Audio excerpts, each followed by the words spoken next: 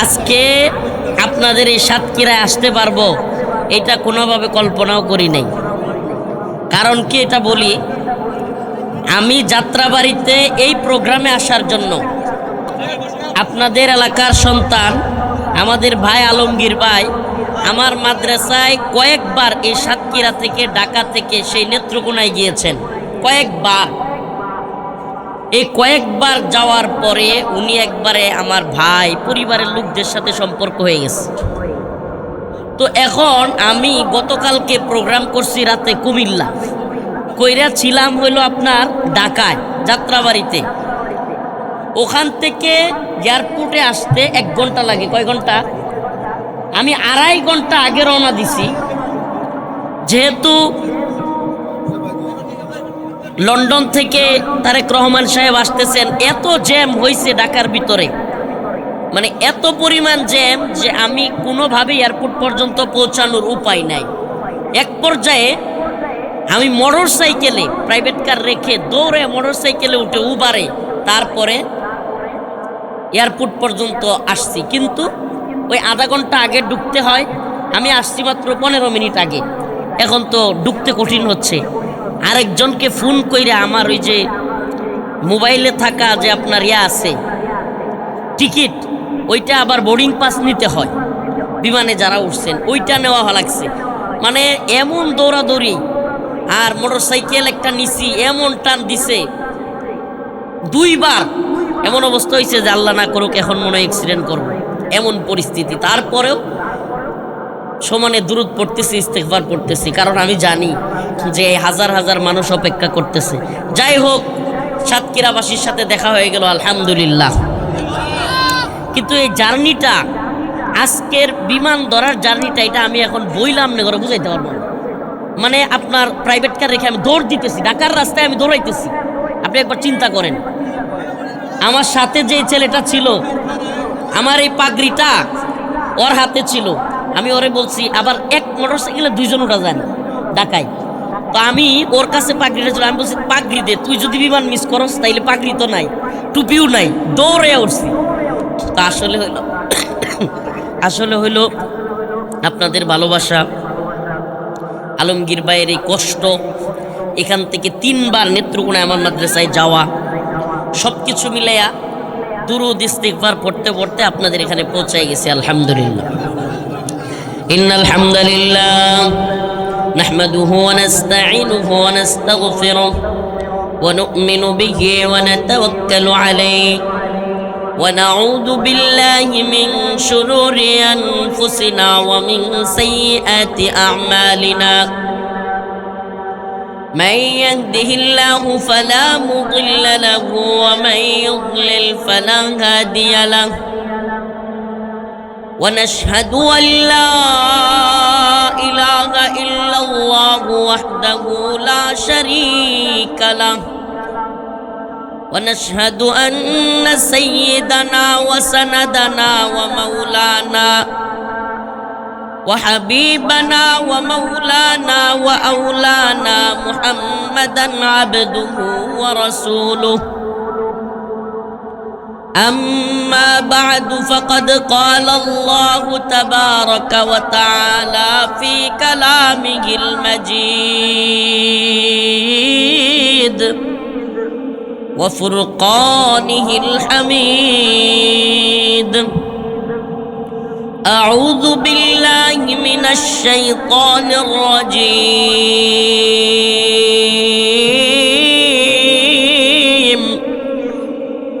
بسم الله الرحمن الرحيم. يا أيها الذين آمنوا استعينوا بالصبر والصلاة إن الله مع الصابرين.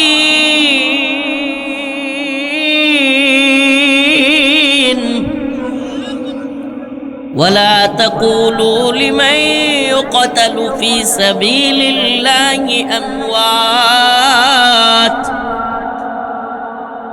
بل أحياء ولكن لا تشعرون ولنبلونكم بشيء من الخوف والجوع ونقص من الأموال والأنفس والثمرات وبشر الصابرين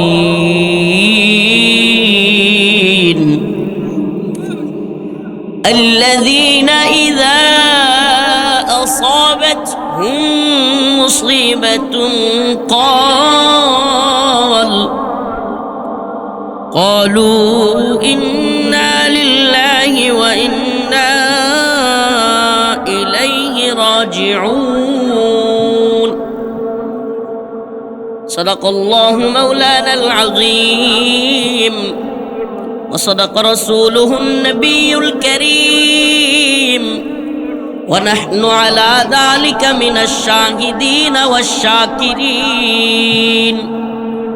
والحمد لله رب العالمين সকলে একটু দরুদ শরীফ পড়ি আল্লাহুম্মা সাল্লি আলা মুহাম্মাদিন ওয়া আলা আলি মুহাম্মাদ। কথা না বলে একটু দরুদ পড়ি। এই যুবক ভাইরা, কথা না বলে একটু দরুদ ইব্রাহিম তিলাওয়াত, দরুদ ইব্রাহিম পাঠ করি। আল্লাহুম্মা সাল্লি আলা মুহাম্মাদিন ওয়া আলা আলি মুহাম্মাদ কামা সাল্লাইতা আলা ইব্রাহিম ওয়া আলা আলি ইব্রাহিম ইন্নাকা হামিদুম মাজিদ। আল্লাহুম্মা বারিক আলা মুহাম্মাদিন ওয়া আলা আলি মুহাম্মাদ كما باركت على إبراهيم وعلى آل إبراهيم إنك حميد مجيد।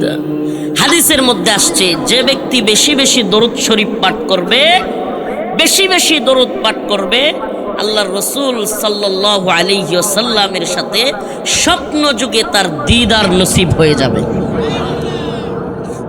আর যেই ব্যক্তি একবার স্বপ্ন যুগে রাসূলুল্লাহ সাল্লাল্লাহু আলাইহি ওয়াসাল্লামের দিদার পেল, আল্লাহর রাসূল তার জন্য জান্নাতের সুপারিশ করবেন, তার জন্য জান্নাতে ওয়াজিব।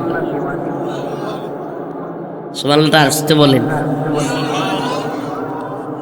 2 দিন ব্যাপী 19তম বার্ষিক তাফসীরুল কোরআন মাহফিল বালিতা গাজীর বাগান জামে মসজিদ দারুল কোরআন হাফিজিয়া মাদ্রাসা ও এতিমখানা প্রাঙ্গণে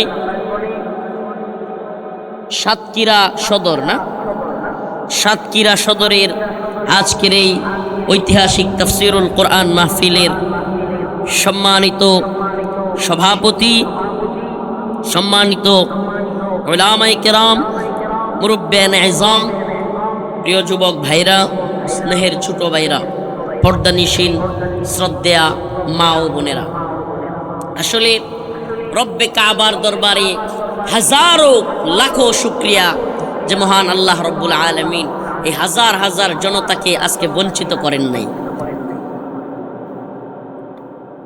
আবারও বলছি, আজকের এই পরিস্থিতিটা, এই উৎসব মুখর পরিস্থিতিটা আল্লাহ না করুক ঝামেলাও হইতে পারত। এই উৎসব মুখর পরিস্থিতি থাকতো না। এখান থেকে শত শত লোক আলমগীর ভাইকে বলতো যে আপনি দাওয়াতি দেন নাই, অনেক লোকেরা বলে বসতো। পরিস্থিতিটা এতটাই নাজুক ছিল যে আমার বক্তব্যও কেউ শোনার চেষ্টা করতো না, যে হুজুর কেন আইতে পারলো না। আমি হয়তো ফেসবুকে কিংবা লাইভে এসে বলতাম, কিন্তু তারপরে অনেকে বিশ্বাস করতে চাইতো না, মনে করতো যে হুজুর মনে হয় নাউজুবিল্লাহ কোনো সমস্যা হয়েছে। যেগুলো মানুষ আসলে আমাদের সমাজের মানুষ হয়েছে পজিটিভ ধারণা, হুসনে জন। আল্লাহ রসুল বলেছেন তোমরা এক মুমিন আর এক মুমিনের প্রতি হুসনে জন রাখো। কি জন? হুসনে জন, ভালো ধারণা, পজিটিভ চিন্তা ভাবনা। কিন্তু আমাদের সমাজে দেখা যায় পজিটিভ চিন্তা ভাবনার চাইতে নেগেটিভ চিন্তা ভাবনা বেশি। আমাদের সমাজের মানুষ ভালো কিছু খুঁজে না, ভালো কিছু বুঝে না, খারাপটা দেখে খারাপটা খুঁজে। যাই হোক, আল্লাহ তাআলা আবারও বলছি, এটা আমি আপনাদেরকে বুঝাইতে পারবো না। এই এতবার কেন বলতেছি জানেন? এটা কল্পনাও করতে পারবেন না, বিরল ঘটনা। এক ছেলে মোটরসাইকেলে উঠছি, তাড়াতাড়ি বলতেছে হুজুর হেলমেট লাগাইতে হবে।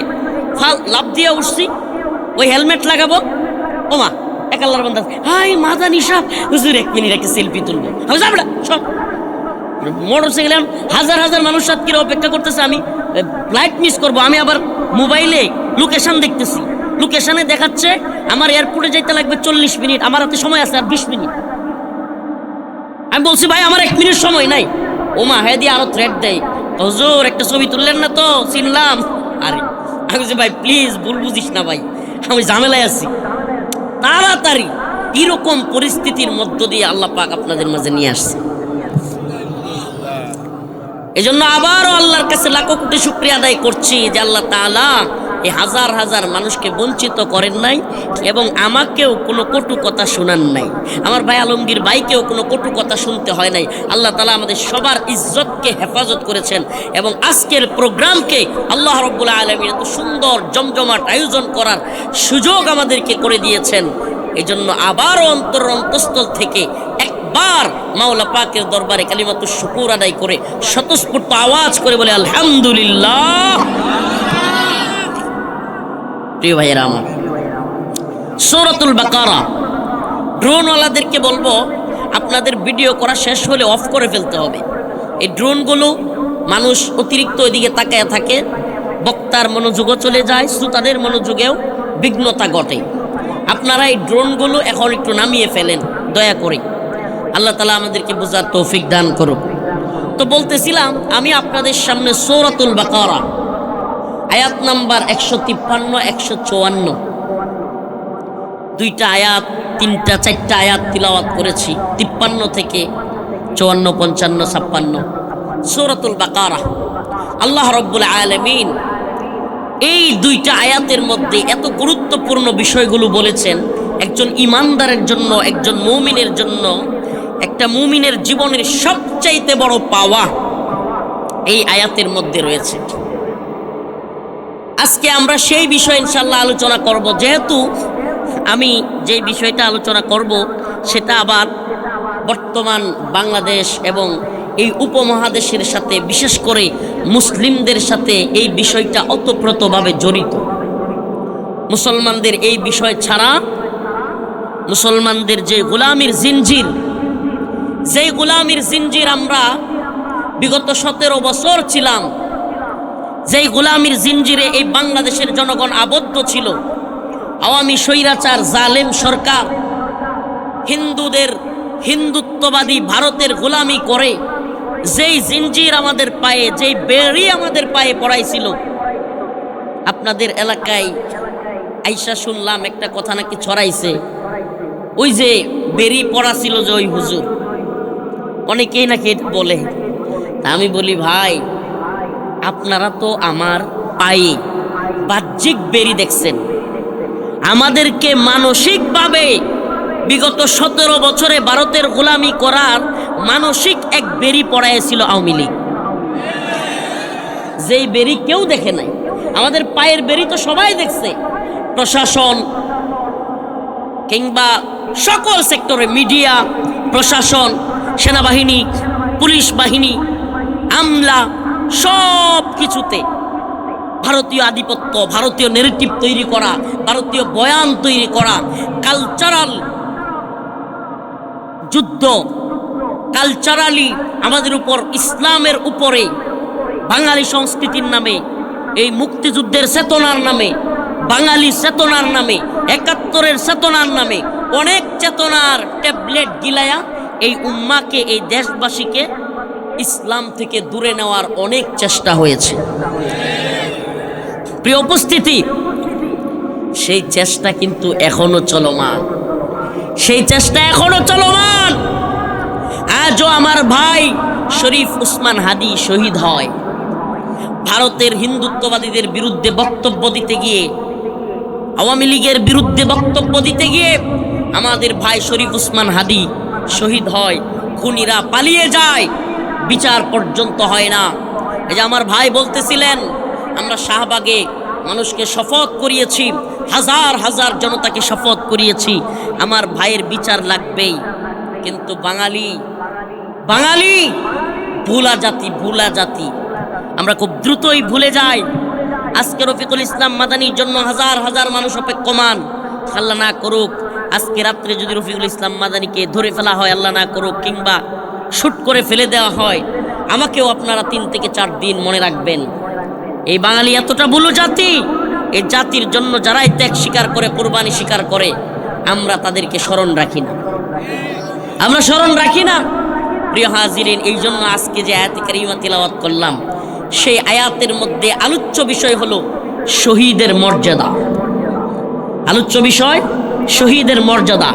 একজন মানুষ বাহ্যিকভাবে দেখা যায়, হাইরি হাদি তো চলে গেল, হাইরি মীর মুগ্ধ তো চলে গেল, হাইরি আবু সাইদ তো চলে গেল, আবরার ফাহাদ তো চলে গেল, তার পরিবার কান্না করতেছে, আহারে তার বাচ্চাগুলো কান্না করতেছে, তার ভাই বোন কান্না করতেছে, তাইলে এই জীবন তো মনে হয় ব্যর্থ হয়ে গেল।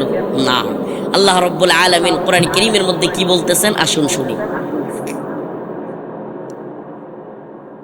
আমার কথা কি শুনবা না? নাইলে এই যে এগুলো ধরে ফেলেন, ধইরা নামাই দেন। ও নামাইছে, এই একটা কথা বলার সাথে সাথে শুনতে হবে। আপনাকে বলা হয়েছে নামানোর জন্য, এখনো নামাচ্ছেন না। প্রিয় ভাইরা আমার, বন্ধুগণ আমার, যে আয়াতে কারিমা পড়েছি সূরাতুল বাকারার 153 154, আল্লাহ পাক বলেন, ইয়া আইয়ুহাল্লাযীনা আমানুস্তাঈনু বিস-সাবরি ওয়াস-সালাম ইন্নাল্লাহা মা'আস-সাবিরিন। প্রথম আয়াতে আল্লাহ পাক বলছেন, হে ঈমানদাররা, তোমরা একমাত্র আল্লাহর কাছে চাইবা। কার কাছে? ইস্তাঈনু, তোমরা চাও একমাত্র আল্লাহর কাছে। বিস-সাবরি ওয়াস-সালাহ, নামাজ এবং সবরের মাধ্যমে চাও। যদি কোনো ব্যক্তি নামাজ এবং সবরের মাধ্যমে বিপদে পড়ছে, সবর করলো, মুসিবতে পড়ছে, সবর করলো, ভাই অসুস্থ, বাচ্চা অসুস্থ, মেয়ে মারা গেছে, কিংবা যে কোনো বালা মুসিবতে যদি একটা মানুষ সবর করে এবং একটা মানুষ যদি নামাজ পড়ে আল্লাহ পাকের কাছে চায়, আল্লাহ পাক সেই বান্দাকে ফিরাইয়া দেন না। আল্লাহ পাক কি করেন না? সেই বান্দাকে ফিরাইয়া দেন না। এই প্রথম আয়াতে আল্লাহ পাক এটা বললেন। দ্বিতীয় আয়াত আল্লাহ রাব্বুল আলামিন শহীদদের মর্যাদা বর্ণনা করছেন। কি মর্যাদা? আল্লাহ পাক শহীদদের ব্যাপারে বললেন, শহীদদেরকে মৃত বলাও যাবে না। সুবহানাল্লাহ, কি বলা যাবে না? আমরা বাহ্যিকভাবে এই চর্মচক্ষু দিয়ে দেখি যে শহীদরা মনে হয় মরে গেছে গা, হারে তাদের জিন্দেগিটা বরবাদ হয়ে গেছে গা, বুলেট খায়া শেষ। কিন্তু আল্লাহ বলেন, ওয়ালা তাকুলু লিমান ইউকতালু ফি সাবিলিল্লাহি আমওয়াত বাল আহইয়া বাল আহইয়া বাল আহইয়া ওয়ালাকিন লা তাশউরুন। আল্লাহ রাব্বুল আলামিন বলেন, দুনিয়ায় তোমরা যারা দ্বীনের জন্য কাফের মুশরিকদের বিরুদ্ধে যুদ্ধ করতে গিয়া উম্মতের জন্য, জাতির জন্য, দ্বীনের জন্য যারা জীবন দেয়, তাদেরকে তোমরা মৃত বলিও না। ওয়ালা তাকুলু লিমান ইউকতালু ফি সাবিলিল্লাহি আমওয়াত, তোমরা তাদেরকে মৃত বলিও না, মৃত বলাও নিষেধ। আল্লাহ পাক অন্য এক আয়াতের মধ্যে বলেন, ওয়ালা তাহসাবান্নাল্লাযীনা কুতিলু ফি সাবিলিল্লাহি আমওয়াতা বাল আহইয়াউন ইনদা রাব্বিহিম ইউরযাকুন। সুবহানাল্লাহ, ওয়ালা তাহসাবান্নাল্লাযীনা কুতিলু ফি সাবিলিল্লাহি আমওয়াতা। আল্লাহ রাব্বুল আলামিন বলেন, যারা আল্লাহর পথে জীবন দেয়, যারা উম্মতের জন্য, দ্বীনের জন্য নিজের জীবন কুরবানি করে দেয়, আল্লাহ পাক বলেন, ফি সাবিলিল্লাহি আমওয়াতা বাল আহইয়া, তারা জীবিত, তারা মৃত নয়। ইনদা রাব্বিহিম ইউরযাকুন, তারা তাদের রবের কাছে রিজিক প্রাপ্ত। সুবহানাল্লাহ, তারা তাদের রবের কাছে কি? রিজিক প্রাপ্ত। মঞ্চে উঠা বসা না করলে একটু ভালো হবে। তারা তাদের রবের পক্ষ থেকে রিজিক প্রাপ্ত। আল্লাহ রাসূল সাল্লাল্লাহু আলাইহি ওয়াসাল্লাম হাদিসের মধ্যে বলেন, কেমন রিজিক প্রাপ্ত? কেমন রিজিক প্রাপ্ত? আল্লাহর রাসূল বলেন, এই দুনিয়া থেকে যারা দ্বীনের জন্য, ইসলামের জন্য আন্দোলন করতে গিয়া, সংগ্রাম করতে গিয়া, জিহাদ ফি সাবিলিল্লাহর পথে, দ্বীনের পথে, হকের পথে, সত্যের পথে, ন্যায়ের পথে, ইনসাফের পথে নিজের জীবন বিলিয়ে দিল, আল্লাহর রাসূল বলেন ওই সমস্ত মুমিন বান্দাদের আত্মাটাকে আল্লাহ তাআলা দুনিয়া থেকে নিয়া আখিরাতের একটা জান্নাতের সবুজ পাখির মধ্যে ঢুকায়া দেন। কি করেন? দুনিয়ার আত্মাটা দেখতে দেখা যায় যে লোকটা তো মারা গেছে। আল্লাহ বলেন লা ওয়ালা তাকুলু লিমান ইউকতালু ফি সাবিলিল্লাহ, আল্লাহর পথে যারা জীবন দিয়েছে তাদেরকে মৃত বলবা না। তাইলে আল্লাহর পথে জীবন দিছে, মৃত না বললে কি ওই আত্মাটা আল্লাহ তাআলা জান্নাতের সবুজ পাখির মধ্যে ঢুকায়া দেন। ওই সবুজ পাখিটা জান্নাতের ভিতরে গিয়া উড়তে থাকে, ঘুরতে থাকে, যেখানে মন চায় যায়, যা মন চায় খায়। সুবহানাল্লাহ। শহীদ হওয়ার তামান্না আছে তো? কথা কয় না? শাহাদাতের তামান্না আছে রে? বলেন আছে নি শাহাদাতের তামান্না? আরে বাংলার জমিনে আবরার ফাহাদ কেন, আবু সাইদ কেন, মীর মুগ্ধ কেন, আমাদের শরীফ উসমান হাদি কেন? যদি আমাদের মতো রফিকুল ইসলাম মাদানীদেরকেও জীবন দিতে হয়, লাখো রফিকুল ইসলাম মাদানীরা জীবন দিবে, কিন্তু বাংলার জমিনে হাসিনা এবং আওয়ামী লীগের মতো আর কাউকে ভারতের গোলামি করতে দেওয়া যাবে না। বিএনপি হোক, জামাত হোক, যেই দল হোক, ভারতের গোলামি করলে পিটায়া তক্তা ছুটায় দেওয়া হবে। বাংলাদেশে ভারতের গোলামি চলতে দেওয়া হবে না, হবে না।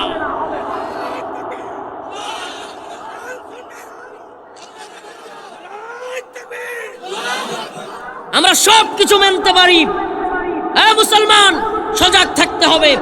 আমরা সব কিছু মানতে পারি, কিন্তু বাংলাদেশে সরকারে আসার লোভে কোন দল, কোন নেতা ভারতের গোলামি করবে আমরা মানব না। যে দলেরই হোক, যদি ভারতের গোলামি করে সরকারে আসবার চিন্তা ভাবনা করে, আওয়ামী লীগের মতো লাথি খাওয়ার জন্য রেডি হও। আমরা প্রয়োজনে শহীদ হয়ে যাব ইনশাআল্লাহ। এই সাতক্ষীরার মুসলমান শহীদ হইতে রাজি আছেন না ইনশাআল্লাহ? শহীদের মর্যাদা কি? আল্লাহর ল্যাম্পপোস্টের নিচে গিয়া জান্নাতের সবুজ পাখি হয়ে বসবে। সবুজ পাখির মধ্যে আল্লাহ আত্মারা ঢুকায় দিবে। ওই আত্মা আল্লাহ তাআলার জান্নাতে ঘুরবে, যেখানে মন চায় খাবে, ঘুরবে ফিরবে, যা মন চায় খাবে। আল্লাহর জান্নাতে ঘুরতে ঘুরতে আরশ, সুবহানাল্লাহ, আরশে আজিমের ল্যাম্পপোস্টের নিচে গিয়া বসবে। আল্লাহ ডাক দিয়া বলবে, সুবহানাল্লাহ, একটা মুমিনের সবচাইতে বড় তামান্না, সবচাইতে বড় আশা, মুমিন তার মাওলার সাথে সাক্ষাৎ করবে। আমার আপনার আমাদের সকলের আশা নাই? আরে আমারে যে বানাইলো, সুবহানাল্লাহ, এক একজনের চেহারা একরকম। আরে নেত্রকোনার মানুষের চেহারা একরকম, সাতক্ষীরার মানুষের চেহারা আরেক রকম। হাই রে, সৌদি আরবের মানুষের চেহারা একরকম, পশ্চিমাদের চেহারা আরেক রকম, নাইজেরিয়ান লোকদের চেহারা আরেক রকম। সুবহানাল্লাহ। এই যে এত নিপুণভাবে একজনের নাক আরেকজনের নাকের সাথে, একজনের চোখ আরেকজনের চোখের সাথে, একজনের কান আরেকজনের কানের সাথে মিলে না। সুবহানাল্লাহ। পর্দার নিচ দিয়া কোনো মানুষ হাইটা গেলে ওই ছোট্ট ছোট্ট কদম ফেলতেছে, ওইটা দেইকাও পরিচিত মানুষ একজন আরেকজনকে বইলা ফেলে। যে কি ঠিক না? পর্দার নিচ দিয়ে হাইতে যাইতেছে, এটা মানুষ দেখলে তার চেহারা দেখা যায় না, পেট দেখা যায় না, তার মুখ কিচ্ছু দেখা যায় না, খালি একটু হাঁটাটা দেখা যায়, ওইটা দেইকাও বলা যায় লোকটা কে। সুবহানাল্লাহ। তাইলে ওই কারিগরের নাম কি? আরো জোরে জোরে বলেন, কে? ওই আল্লাহ রাব্বুল আলামিন শহীদের আত্মাটাকে জান্নাতের মধ্যে ঢুকায়া দিবে।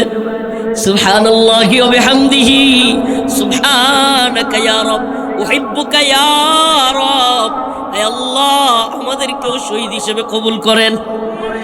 শহীদের মিছিলে নাম লিখাতে চলো মুসলিম ভাই, শহীদের মিছিলে নাম লিখাতে চলো মুসলিম ভাই।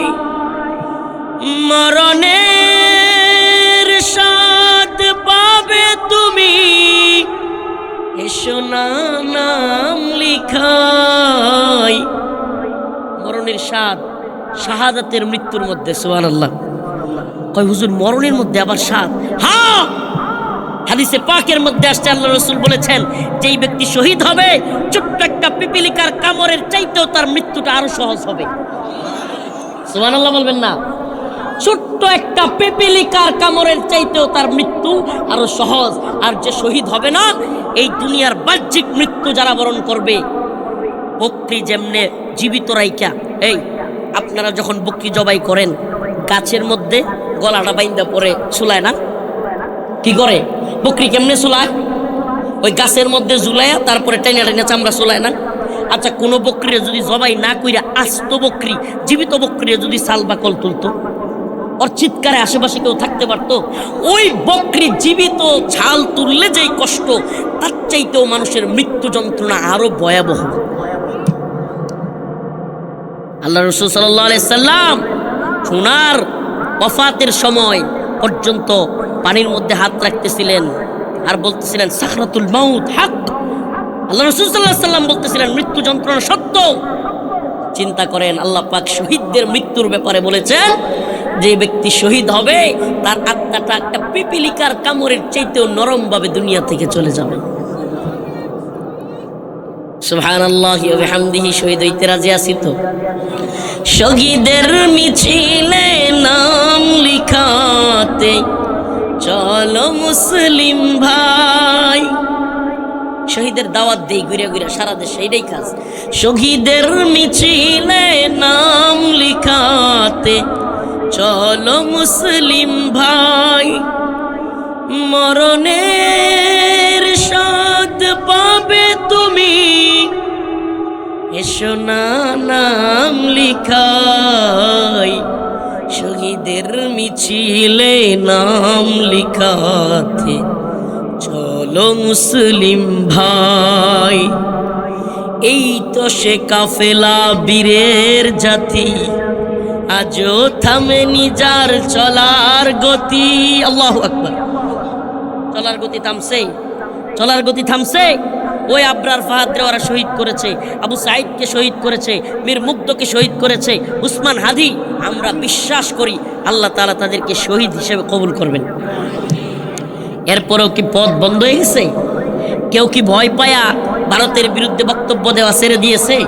আরে এই দুনিয়ার পকেট আর পেটের দান্দাবাজ নেতারা স্বার্থের জন্য ক্ষমতায় আসতে চাওয়া নেতারা ভারতের গোলামি করতে পারে।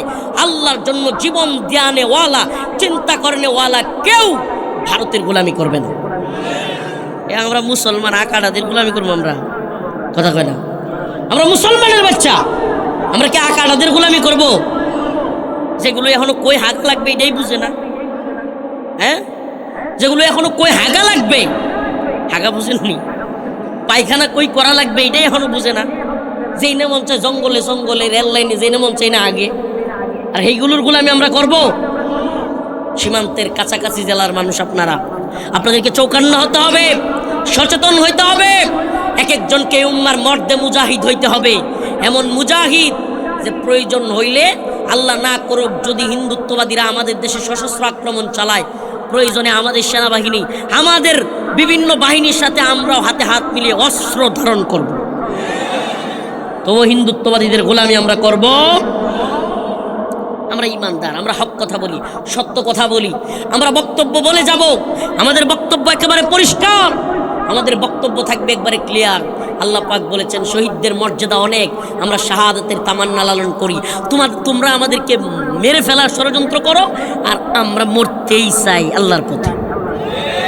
তোমরা আমাদেরকে মেরে ফেলার ষড়যন্ত্র, আল্লাহ তো বলছেই ওয়ামাকারু ওয়ামাকারাল্লাহ আল্লাহু খায়রুল মাকিরিন। এরা চক্রান্ত করে, ষড়যন্ত্র করে, কিন্তু আল্লাহ বলেন আল্লাহু খায়রুল মাকিরিন, আমি আল্লাহ হইলাম উত্তম পরিকল্পনাকারী।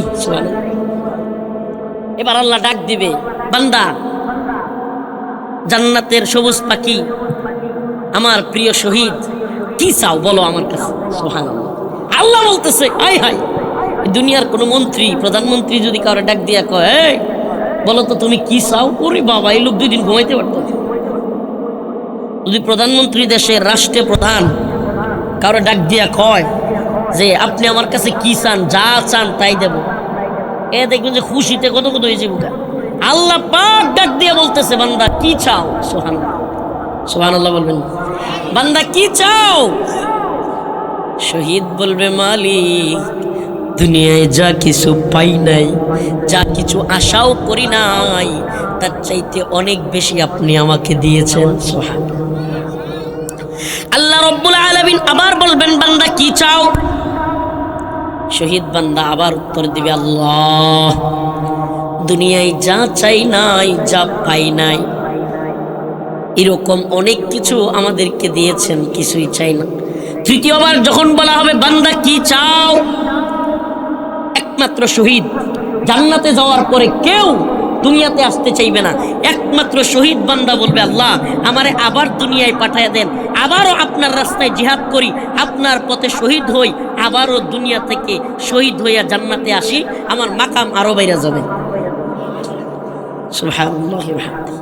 চিন্তা করছেন, শহীদ আবার আল্লাহ বলবেন, না এটা তো সুযোগ নাই, তোমার মর্যাদা যা দেওয়ার দিয়ে দিছি। সুবহানাল্লাহ। প্রিয় হাজিরিন, আজকে কিছু কথা আমাদেরকে বলতে হচ্ছে, আপনাদের সামনে রেখে কিছু কথা আমাদেরকে বলতে হচ্ছে। আমরা যারা দায়ী, আমরা কি দায়ী? দাওয়াত দিয়ে বেড়াই, উম্মতের কাছে ঘুরে ঘুরে, বিভিন্ন জেলায়, বিভিন্ন দেশে, বিভিন্ন জায়গায় ঘুরে ঘুরে আমাদের কাজ এই উম্মতকে সজাগ করা, এই উম্মতের মধ্যে একটা জাগরণ তৈরি করা। কি সেই জাগরণ? উম্মা যেন এই গণতন্ত্র, সমাজতন্ত্র, এই সমস্ত কুফরি তন্ত্রমন্ত্র থেকে বের হয়ে এই উম্মা যেন এক শরিয়া, এক খিলাফা এবং কুরআন সুন্নাহ ভিত্তিক এক আদর্শ রাষ্ট্র গঠনের দিকে এগিয়ে আসে। আমাদের দাওয়া আপনাদের কাছে, আমরা বারবার আপনাদের কাছে দাওয়াত প্রচার করি, কিন্তু প্রিয় হাজিরিন, আপনাদের কাছে আমাদের এই হক কথা বলতে গিয়া এই দুনিয়ায় অনেক সময় আমাদের উপর জুলুম নির্যাতন চলে আসে। আসে কি আসে না? বিগত 16 বছর আমাদের উপর একটা সরকার জুলুম করেছে, নির্যাতন করেছে। 2000 মানুষের জীবনের বিনিময়ে, আমাদের কারাগার রিমান্ডের বিনিময়ে, রাজপথে লড়াই করার বিনিময়ে কখনো ভয় পেয়ে চুপসে যায়নি। আল্লাহ মাফ করুক, নিজের ব্যক্তিগত ক্রেডিট বলছি না ভাই, ব্যক্তিগত কোনো কথা বলার জন্য বসি নাই, কিন্তু বাস্তবতাটা আপনাদের সামনে বলতে হচ্ছে। কখনোই কারাগার থেকে এসেও কখনো একবারও, আল্লাহ মাফ করুক, আওয়ামী আমলেও জবান বন্ধ করি নাই, যা বলার বলেছি। অনেক বাধা আসছে, আবারও মাহফিল বন্ধ করে দেওয়া হয়েছে, মাইক কেড়ে নেওয়া হয়েছে, আবারও জেলখানায় নিয়ে যাবে এমন পরিস্থিতি তৈরি হয়েছে। তবু আন্দোলন সংগ্রাম থেকে পিছপা হই নাই। ভেবেছিলাম 2024 সালের 5ই আগস্টের পরে আমরা একটা সুন্দর বাংলাদেশ উপহার পাব, কিন্তু আফসোস এবং পরিতাপের সাথে বলতে হচ্ছে, আজকেও আমাদেরকে দেখা লাগে যে হিন্দুত্ববাদী ভারতের কথায় বাংলাদেশে আলেমদেরকে গ্রেফতার করতেছে এই সরকার। কত বড় নির্লজ্জ এই সরকার! যাত্রাবাড়িতে আপনারা জানেন, দিনে রাতে কখনো আন্দোলন বন্ধ হয়নি। জুলাইয়ের আন্দোলনে ঢাকার যাত্রাবাড়িতে দিনে রাতে কখনো আন্দোলন বন্ধ হয় নাই। উপর থেকে হেলিকপ্টার দিয়ে গুলি করেও আন্দোলন বন্ধ করতে পারে নাই। কারা ছিল? এ আমাদের মতো মাদ্রাসা ছাত্ররা ছিল, আমরা ছিলাম। আন্দোলন সংগ্রাম এটা সবাই দেখেছে। আমি ওপেন, যখন সবাই নীরব, অনেক আলেমরা পর্যন্ত নীরব, ফেসবুক লাইভে এসে আন্দোলনের পক্ষে শক্ত অবস্থান নিয়ে বলেছিলাম, এই আন্দোলনে স্বতঃস্ফূর্তভাবে সকলের নামতে হবে। মাদ্রাসার ছাত্রদেরকে আহ্বান করেছিলাম, এই লাইভ আমার এখনো আছে। রাজপথে নামাজ পড়িয়েছিলাম, সেই দিনগুলো এখনো মনে পড়ে। অথচ গতকালকে, এর আগের দিন, আমাদের এক ভাই মুফতি আইনুল হক কাসেমি দামাত বারকাতুহুকে প্রথম আলো এবং ডেইলি স্টারের বিরুদ্ধে ফেসবুকে লেখালেখির কারণে অ্যারেস্ট করেছে এই কুলাঙ্গার সরকার, অথর্ব সরকার, এনজিও সরকার, আমেরিকা এবং ভারতের গোলামি করা সরকার। এরা এখন আবার আলেমদেরকে গ্রেফতার করা শুরু করেছে।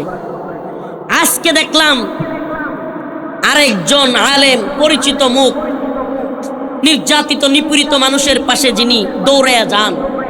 মানুষের ভুল থাকতেই পারে, আমারও আছে, আপনারও আছে, আমরা কেউ ভুলের ঊর্ধ্বে না, কিন্তু বিনা মামলায়, কোনো উস্কানি নাই, কোনো খারাপ কাজ নাই, কিছু নাই, হঠাৎ করে আতাউর রহমান বিক্রমপুরী সাহেবকে ডিবি পরিচয়ে সাদা পোশাকে তুলে নিয়ে আসছে। যেন ওই আওয়ামী আমলের আবারও পুনরাবৃত্তি আমরা এই বাংলাদেশ দেখতে চাই না। কোন আলেম এই দিল্লি স্টার এবং প্রথম অন্ধকারের সমালোচনা করলে যদি গ্রেফতার করেন, তাইলে বলবো আমাদের সবাইকে আপনারা গ্রেফতার করেন। দেখি হাসিনার জেলখানার মতো আপনাদের কয়টা জেলখানা আছে। আপনারা যদি এইভাবে আলেম ওলামাদেরকে গ্রেফতার করতে থাকেন, তাইলে মনে রাখবেন আপনাদের উপরে যদি হাসিনার বুথ সওয়ার হয়, আমাদের উপর আবার জুলাই ফিরে আসবে। এগুলা করবেন না। মিডিয়ার মাধ্যমে বলি, সরকারকে বলি, সুনির্দিষ্ট কারো বিরুদ্ধে অভিযোগ থাকলে, যদি উনি কাউকে মার্ডার করত, উনি কাউকে খুন করত, আল্লাহ না করুক উনি কাউকে রেপ করত, ধর্ষণ করত, সুনির্দিষ্ট কোনো খারাপ কাজে জড়িত থাকতো, সেটার প্রমাণ দিয়ে তারপরে ওনার নামে মামলা দিত। কিন্তু এইভাবে যদি দেখেন, কেন বলছি জানেন?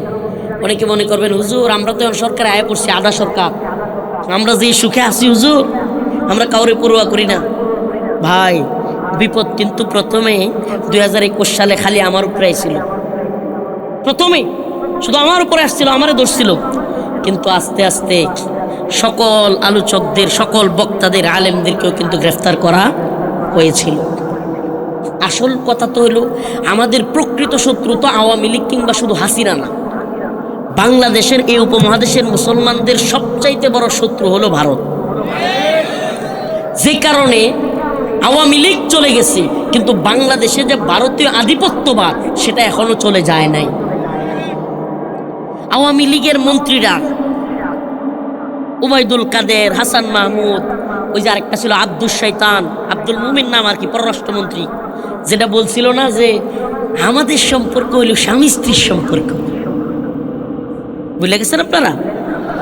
বলছিল না ভারত বাংলাদেশের সম্পর্ক বুঝাইতে গিয়া ওই যে পররাষ্ট্রমন্ত্রী ছিল একটা আব্দুল শয়তান, আমরা আব্দুল মুমিন বলি না, আব্দুস, সে বলছিল না যে আমাদের সম্পর্ক কি স্বামী স্ত্রীর সম্পর্ক। নাউজুবিল্লাহ, নাউজুবিল্লাহ। তাইলে এরা স্বামীকে আর স্ত্রীকে এক হিন্দু বেড়ার সাথে কি, জানি না আমি মুসলিম কিনা, যদি মুসলিম হয় তাইলে আপনি স্বামী স্ত্রী সম্পর্ক কেমনে বলছিলেন? এই কথাগুলো বলতাম না, পুরনো কথাগুলো। কিন্তু আমার কেন জানি মনে হচ্ছে ওই ওবায়দুল কাদের, আব্দুল মুমিন, হাসান মাহমুদ, আব্দুর রাজ্জাক, ওই সমস্ত লোকগুলোর কণ্ঠ নতুন করে কারো কণ্ঠে উচ্চারিত হবে। আমরা অপেক্ষা করছি এবং আমরা বাস্তবতা দেখতে পাচ্ছি যে ওই আওয়ামী মন্ত্রীদের স্টাইলে কেউ কেউ কথা বলা শুরু করেছে অলরেডি। গতকালকে আজকে মিডিয়ার মাধ্যমে দেখলাম এক নেত্রী টকশোর মধ্যে, নীলুপার চৌধুরী নাম, আমার ভাই উসমান হাদি 3-4 দিন হলো মারা গেছেন, শহীদ হয়েছেন। আমার ভাই উসমান হাদিকে সে গিনিপিগ বলতেছে। আপনারা দেখছেন কিনা জানি না। এই নীলুফার চৌধুরী, এই ভারতীয় দালালরা, এই ভারতীয় গোলামরা, এই দুশ্চরিত্রারা আজকে আমার ভাই উসমান হাদিকে নিয়ে বাজেভাবে কথা বলতেছে। আবার হাসিনার ভাষায় বলতেছে উসমান হাদি ভাইয়ের জানাজা নাকি মেডিকোলাস ডিজাইন। বুঝতেছেন তো? খালি লুক চেঞ্জ হয়েছে, কিন্তু কথার একই টোন, কথার টোন একই। আসলে বাস্তবতা হলো বাংলাদেশে, মনে কষ্ট নিয়েন না, তাফসীর কোরআন মাহফিলে কোনো রাজনৈতিক কথা বলছি না, কিন্তু বাস্তবতায় উম্মতকে না বুঝায় দিলে বুঝাবে কে? বাস্তবতা আমাদের আপনার সামনে তুলে ধরতে হবে। প্রিয় ভাইরা আমার, বন্ধুগণ আমার, এই যে দিল্লির নেগেটিভ দেখেন, ধানমন্ডি 32 ভাঙা হলো, গণভবন ঘেরাও করা হলো, সংসদ ভবনে সবাই চলে গেল, এত কিছু হইল, আওয়ামী লীগের কত নেতাদেরকে মারা হইল, কাউরে গ্রেফতার করতে দেখছেন? ওমা, প্রথম আলো আর ডেইলি স্টারে কে বা কারা হামলা করছে, এখন আলেম ওলামাদেরকে গ্রেফতার করা শুরু করছে। তাইলে কি বোঝা যায়? ওই যে আওয়ামী আমলে শেখ মুজিবের মূর্তি ভাঙলেও মামলা হইতো না, কাউরে ধরে নিত না, কিন্তু যেমনেই মোদির বিরুদ্ধে আন্দোলন, সাথে সাথে সকল আলেমদেরকে গ্রেফতার করা। আমাদের বুঝতে বাকি নাই, এই সরকারের মধ্যেও গাপ্তি মেরে ভারতীয় দালালরা লুকায় আছে। আমরা বলবো অনতি বিলম্বে আজকের এই সাতক্ষীরার এই ইসলামিক তাফসীরুল কোরআন মাহফিল থেকে, এই ইউটিউবের মাধ্যমে, ফেসবুকের মাধ্যমে, এই মিডিয়ার মাধ্যমে সরকারকে বলবো অনতি বিলম্বে আলেমদেরকে মুক্তি দেওয়া হোক, অনতি বিলম্বে সাংবাদিক ইলিয়াস হোসেনের বাংলা এডিশন চ্যানেলকে আবারও নিবন্ধন ফিরিয়ে দেয়া হোক। আপনারাই তো মুক্ত গণমাধ্যমের কথা বলেন, আপনারাই তো স্বাধীন গণমাধ্যমের বাক স্বাধীনতার কথা বলেন। এখন বাংলা এডিশনের ইলিয়াস হোসেন ভাইয়ের চ্যানেলের নিবন্ধন বাতিল করলেন, তাইলে এটা আবার কেমন বাক স্বাধীনতা? আলেমরা ফেসবুকে প্রথম আলো আর ডেইলি স্টারের বিরুদ্ধে লেখালেখি করেছে, এই জন্য আপনারা তাদেরকে গ্রেফতার করবেন। আমরা কোনো পত্রিকা অফিস পুড়িয়ে ফেলো, জ্বালিয়ে দাও, কিংবা মানুষকে পুরায় মাইরা ফেলো, এগুলো আমরা কাউরে কোনোদিন বলি নাই। কিন্তু আমার একটা প্রশ্ন আছে, শুধুমাত্র প্রথম আলো আর দিল্লি স্টারের দিকেই কেন মানুষ এত ক্ষিপ্ত হইল? এর কারণ হলো এই বাংলাদেশের মানুষদের পক্ষে তারা নিউজ না করে, বাংলাদেশের মুসলমানদের পক্ষে নিউজ না করে, এরা সব সময় দিল্লি আর আমেরিকাকে খুশি করার রাজনীতি বাংলাদেশে করে। ইসলাম বিরোধী তৎপরতা, এদেশের আলেমদের বিরুদ্ধে তৎপরতা, কাউকে জঙ্গি বানায়, কাউকে রাজাকার বানায়। এই দিল্লি স্টার আর প্রথম আলো মিলে সাধারণ মুসলিম তাওহীদি জনতাকে কাউকে রাজাকারের ট্যাগ দেয়, কাউকে মৌলবাদের ট্যাগ দেয়, কাউকে জঙ্গির ট্যাগ দেয়। এরা জঙ্গির ন্যারেটিভ তৈরি করে, রাজাকারের ন্যারেটিভ তৈরি করে, আর ভারতের গোলাম সরকাররা ওই সমস্ত মানুষগুলোকে রাজাকারের ট্যাগ দিয়া ফাঁসি দেয়, জঙ্গি ট্যাগ দিয়া ফাঁসি দেয়। তাইলে বোঝা গেল সরকার দায়ী হওয়ার আগে এই প্রথম আলো আর ডেইলি স্টার প্রথমে দায়ী। কেন? আপনাদেরকে একটা তথ্য দেই। আপনি এলাকায় মনে করেন কাউরে আপনি ঝামেলায় ফেলবেন, বিপদে ফেলবেন, প্রথমেই তার নামে একটা ট্যাগ দিবেন, ট্যাগ। এটাকে বলে নেম কিলিং।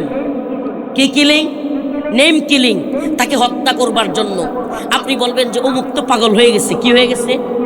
পাগল হয়ে গেছে। অমুকের কুকুরটা পাগল হয়ে গেছে।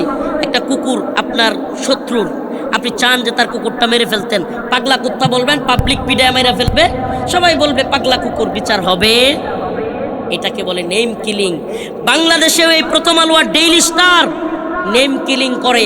আগে ট্যাগ দেয়, কেউ রাজাকার বলে, কাউকে জঙ্গি বলে, কাউকে মৌলবাদী বলে, ট্যাগ দিতেই থাকে, দিতেই থাকে। একদিন, 2 দিন, 3 দিন, 100 দিন যখন একটা মিথ্যাও বলা হয়, তখন সেটা সত্যের মতো শোনা যায়। এই পত্রিকাগুলোর কাজ হলো আলেমদেরকে এইভাবে ট্যাগ দেয়া, কাউকে জঙ্গি, কাউকে রাজাকার, কাউকে উগ্রবাদী, মৌলবাদী। এজন্য আমি বলি, জামাত ইসলাম, হেফাজত ইসলাম, চরমোনাই, খেলাফত মজলিস, খেলাফত আন্দোলন, সকল দলমতকে বলি, মুসলমান, প্রিয় মুসলিম উম্মাহ, দলমত ভেদাভেদ বাদ দিয়ে সবাই এক হন। আমরা সবাই মুসলমান, আমরা ভাই ভাই, হাতে হাত রাখো। দিল্লির গোলামি থেকে হাসিনা চলে গেছে, এখনো বাংলাদেশ মুক্ত হয় নাই। যদি আমরা এক হইতে না পারি, সমস্ত দল মতের উঠতে উঠতে না পারি, বাংলাদেশকে দিল্লির গোলামি থেকে মুক্ত করা সম্ভব হবে না।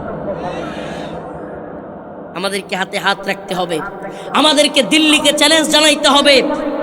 আমরা যুদ্ধ চাই না, আমরা যুদ্ধ চাই না। আবারও বলছি, আমরা শান্তি চাই, আমরা শান্তিকামী। কিন্তু কেউ যদি আমাদের উপর যুদ্ধ চাপায়া দেয়, আমরা পরোয়াও করি না। যুদ্ধ চাপায়া দিলে কি করি না? কথা বলেন না, পরোয়া করি। প্রিয় হাজিরিন, প্রিয় উম্মাহ, আমাদের বক্তব্য ক্লিয়ার। আমাদেরকে প্রকৃত মুসলমান হইতে হবে। কেমন মুসলমান? এই নামদারি মুসলমান হইলে হবে না। ওই যে মনে করেন ভ্যারাইটি স্টোর একটা দোকান দিছে এক লোক, ভ্যারাইটি স্টোর নাম দিছে, যায় লোকে কইছে যে ভাই আমারে আলু দেন। ভ্যারাইটি স্টোর বুঝছেন তো, যেই দোকানে সব রকমের পণ্য পাওয়া যায়, এইসব দোকানের নাম কি দেয়? Variety store. বলছে যে ভাই আমার চাল দরকার, কয় চাল নাই, কয় ডাল, কয় নাই, তেল, কয় নাই, আলু, কয় নাই, পেঁয়াজ, কয় নাই। কয় ভাই আপনার দোকানের নাম দিয়েছেন ভ্যারাইটি স্টোর, কিন্তু কোনো কিছুই নাই। আর বলিয়েন না, আর বলিয়েন না, আমি জুয়া খেইলা দোকানে সব কিছু শেষ করে দিছি। এখন দোকানের নাম আছে ভ্যারাইটি স্টোর, কিন্তু কামে কিছুই নাই। তা আমাদের মুসলমানদের অবস্থা যদি এমন হয় যে ভ্যারাইটিস মুসলমান, উপর দিয়া টুপি, পাগড়ি, জুব্বা থাকবে, মাঝে মাঝে নামাজও পড়ি, কুরবানি আইলে কুরবানিও দেই, কিন্তু অন্তর থেকে যদি আমরা মুসলমান হইতে না পারি, প্রকৃত পক্ষে যদি মুসলমান হইতে না পারি, তাইলে আমাদেরকে পস্তাইতে হবে। আল্লাহ রসুল একটা হাদিসের মধ্যে বলেছেন, অনেক আগে এই আলোচনাটা করতাম, আবারও বলি। আল্লাহ রসুল সাল্লাল্লাহু আলাইহি ওয়াসাল্লাম বলেছেন, ইউশিকু আইয়াতি আলান নাসি জামান লা ইয়াবকা মিনাল ইসলাম ইল্লা ইসমুহু ওয়ালা ইয়াবকা মিনাল কুরআন ইল্লা রাসমুহু মাসাজিদুহুম আমিরাতুন ওয়া হিয়া খারাবুম মিনাল হুদা। আল্লাহ রাসূল বলেন যে এমন একটা জামানা আসতেছে, অচিরেই ইউশিকু, অচিরেই এমন একটা জামানা আসতেছে যেই জামানায় লা ইয়াবকা মিনাল ইসলাম ইল্লা ইসমুহু, ইসলাম থাকবে শুধুমাত্র নাম মাত্র। কি মাত্র? নাম মাত্র। নাম ইসলাম উদ্দিন, নামাজ পড়ে না, আছে না নাই? নাম কি? ইসলাম উদ্দিন, নামাজ পড়ে না। নাম ইমান আলী, ইমানের খবর নাই। তো এরকম নামদারি মুসলমান হইলে চলবে না, কাজে মুসলমান হইতে হবে। আফাতুমিনুনা বিবাদিল কিতাব ওয়া তাকফুরুনা বিবাদ, কিছু অংশের উপর বিশ্বাস করলাম, কিছু অংশ ছাইরা দিলাম, এরকম মুসলমান হইলে চলবে না। আল্লাহর উপর পূর্ণ আস্থা বিশ্বাস রাখতে হবে।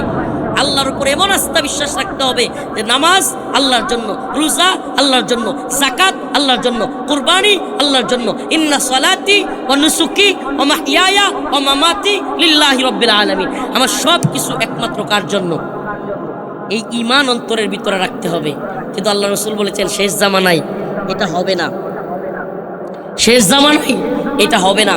শেষ জামানায় এমন অবস্থা হবে যে মুসলমানদের মধ্যে, ইমানদারদের মধ্যেও এমন অবস্থা হবে যে অর্ধেক বিশ্বাসী হয়ে যাবে। নাউজুবিল্লাহ। আমি আপনাদেরকে একটা প্রশ্ন করি, আখিরি জামানা, এই উঠাউটি করতেছেন কেন? এদের কি আপনাদের কি সমস্যায়? আরো 10 মিনিট চলবে, বসেন, আরো কিছুক্ষণ কথা বলি, আমার আলোচনার শেষ দিকে টানি। প্রিয় ভাইরা আমার, বলতেছিলাম যে আমাদের মধ্যে ইমানদার, প্রকৃত ইমানদার যদি হইতে পারতাম। এই যে আমার ভাই মাইক নিয়ে বলতেছিল যে সাতক্ষীরা এটা হলো ইসলামী আন্দোলনের এলাকা। আমি আপনাদের কাছে জানতে চাই, আমরা যদি প্রকৃত ইসলামী আন্দোলনের কর্মী হইতে পারতাম, যদি প্রকৃত শাহাদাতের নজরানা পেশ করার মতো সাহস হিম্মত রাখতাম, বাংলাদেশের একটা মদের বারোকি থাকতো, মদের লাইসেন্স থাকতো, পতিতালয় থাকতো, সুদের যত ব্যাংক আছে, নাউজুবিল্লাহ, আল্লাহ পাক সব কিছুকে যেগুলো হারাম করেছেন রাষ্ট্রীয়ভাবে সেগুলো বৈধতা দিতে পারতো। আপনাকে একটা প্রশ্ন করি, আল্লাহ রসুলের একজন সাহাবী যদি জীবিত থাকতো, কয়জন? একজন সাহাবী যদি জীবিত থাকতো, বাংলাদেশে কোনো একটা মদের বারের অনুমোদন সরকার দিতে পারতো? প্রিয় ভাইরা আমার, বন্ধুগণ আমার, আমাদের মেসেজ ক্লিয়ার আপনাদের কাছে যে আমরা শুধু নামাজ, রোজা, হজ, যাকাত, কোরবানির ক্ষেত্রে আল্লাহরে মানবো, আর বিধানের ক্ষেত্রে, আইনের ক্ষেত্রে আল্লাহর বিধান মানবো না, আল্লাহর আইন মানবো না, সেটা হতে পারে? সেটা হতে পারে না। আল্লাহর বিধান মানতে হবে। আসমানের মালিক যেমন আল্লাহ, জমিনের মালিক যেমন আল্লাহ, কুরবানি যেমন আল্লাহর জন্য, আমার হায়াত, আমার মৃত্যু যেমন আল্লাহর জন্য, বিধান দাতা মাবুদ একমাত্র আল্লাহ। ইনিল হুকমু ইল্লা লিল্লাহ, আমারা আল্লাহ তা'বুদু ইল্লা ইয়া, হুকুম দানের একমাত্র মালিক কে? তাইলে আমরা কি আল্লাহর বিধান মানবো না হাসিনার বিধান মানবো? আল্লাহর বিধান মানবো না ডক্টর মোহাম্মদ ইউনূসের বিধান মানবো? আবারও বলছি, কেন? দেখেন, আল্লাহ পাক বিধান দিয়েছেন আহাল্লাল্লাহুল বাই' ওয়া হাররামার রিবা, ক্রয় বিক্রয় তোমাদের জন্য হালাল, সুদ হারাম। আল্লাহ বিধান দিয়েছেন আয-যানিয়াতু ওয়াজ-যানি ফাজলিদু কুল্লা ওয়াহিদিম মিনহুমা মিআতা জালদা, ব্যভিচারী পুরুষ এবং মহিলা যদি অবিবাহিত হয় তাদেরকে 100 বেত্রাঘাত করা হবে। আল্লাহ বলতেছেন ইন্নামাল খামরু ওয়াল মাইসির ওয়াল আনসাবু রিজসুম মিন আমালিশ শাইতান, মদ, জুয়া এগুলো শয়তানের কাজ, মুসলমানদের জন্য হারাম। আমি বলতে চাই ভাই, মদের লাইসেন্স, পতিতালয়ের লাইসেন্স, সুদের লাইসেন্স বাংলাদেশে আছে না নাই? বলেন আছে না নাই? তাইলে এই যে আল্লাহর বিধানগুলোকে একে একে পরিবর্তন করা হলো, আগামীকালকে যদি সাতক্ষীরার ডিসি সাহেব কিংবা এসপি সাহেব বিধান দেয় যে আগামীকালকে থেকে ফজরের নামাজ 6টায় না হইয়া 10টায় হবে সকালে, মানবেন কেউ? এই কথা বলে না, মানবেন? কেন মানবেন না বলেন? কেন মানেন না? ফজরের নামাজ তো 6টায় পড়ে মানুষ। ডিসি সাহেব চিন্তা করলো যে 10টায় দিয়ে দেই। সরকারের থেকে আদেশ আসলো যে মানুষ এত বুড়ে, শীতের মধ্যে কষ্ট হয়, 10টায় পড়াই। কেউ পড়বেন? রাজি হবেন? কেন হবেন না? টাইমটা তো চেঞ্জ করছে, পুরা নামাজকে তো বাতিল করে নাই। প্রিয় হাজিরিন, প্রিয় হাজিরিন, আবারও বলছি, রোজার মাস, আমরা কোন মাসে রোজা রাখি? আরবি রমাদান। এবার যদি সরকারে কয় যে ঠিক আছে রমাদানটা একটু গরমের মধ্যে পড়ে যায়, মানুষের একটু কষ্ট হয়, তাইলে এটাকে 1 মাস আগে আইনা রজব মাসে, শাবান মাসে, রমজান মাস না কইরা একটু 1 মাস আগে নিয়ে আসি, কেউ মানবেন? কেন মানবেন না? টাইমটা পরিবর্তন করছে, রোজাকে তো বাতিল করে নাই। টাইমটা পরিবর্তন করছে, নামাজকে তো বাতিল করে নাই। মানব না একটাই কারণ, সেটা হলো আল্লাহ তাআলা যখন পড়তে বলেছেন তখন পড়াই হলো ইবাদত। কথা বলেন, আল্লাহ যখন পড়তে বলছে তখন পড়া কি? আল্লাহ যখন পড়তে নিষেধ করছে তখন না পড়াই ইবাদত। সুবহানাল্লাহ। নফল রোজা রাখা সওয়াবের কাজ না গুনাহের কাজ? একটু কথা বললেন না ভাই, কোথায় গেছেন নাকি? নফল রোজা রাখা সওয়াবের কাজ না গুনাহের কাজ? যদি কোনো ব্যক্তি ঈদের দিন রোজা রাখে সওয়াব হবে না গুনাহ হবে? কেন? নফল রোজা রাখলে তো সওয়াব, তাহলে ঈদের দিন রাখলে গুনাহ হবে। কারণ আল্লাহর হুকুম নাই ঈদের দিন রোজা রাখা। নামাজ পড়া, নফল নামাজ, সওয়াব না গুনাহ? যদি কোনো ব্যক্তি সূর্য উদয়ের সময় পড়ে, সূর্য অস্ত যাওয়ার সময় পড়ে, বোঝা গেল ভাই নামাজ পড়া রোজা রাখাই প্রকৃতপক্ষে কবুলযোগ্য ইবাদত না। আল্লাহ পাকের হুকুম মানাই হলো সবচাইতে বড়। তাইলে এটা কি শুধু নামাজ রোজার ক্ষেত্রেই, নাকি মদের ক্ষেত্রে, সুদের ক্ষেত্রে, পতিতালয়ের ক্ষেত্রে, সব কিছুর ক্ষেত্রে আল্লাহর বিধান মানতে হবে কি হবে না? প্রিয় ভাইরা আমার, এজন্য বলছি যতদিন আল্লাহর জমিনে আল্লাহর শাসন না আসবে ততদিন শান্তি, মুক্তি, কামিয়াবি আসবে। আজকের আলোচনা বিষয় ছিল এটাই যে আমরা যদি শাহাদাতের নজরানা পেশ না করতে পারি, 1-2 জন না, অসংখ্য মানুষ যদি এই দিনের জন্য জীবন দিতে তৈরি না হই, বাংলাদেশ আবারও সেকুলার কান্ট্রির দিকেই যাবে, মুরতাদ কান্ট্রির দিকেই যাবে। এই দেশ কখনোই কোরআনের শাসনে প্রতিষ্ঠিত হবে না। আল্লাহ পাক আমাদের সবাইকে শাহাদাতের মধ্য দিয়ে হলেও বাংলার জমিনে কোরআনী শাসন প্রতিষ্ঠা করবার তৌফিক দান করুন। আরও জোরে বলেন আমিন। ওয়া আখিরু দাওয়ানা আলহামদুলিল্লাহি রাব্বিল আলামিন। আসসালামু আলাইকুম ওয়া রাহমাতুল্লাহি ওয়া বারাকাতুহু।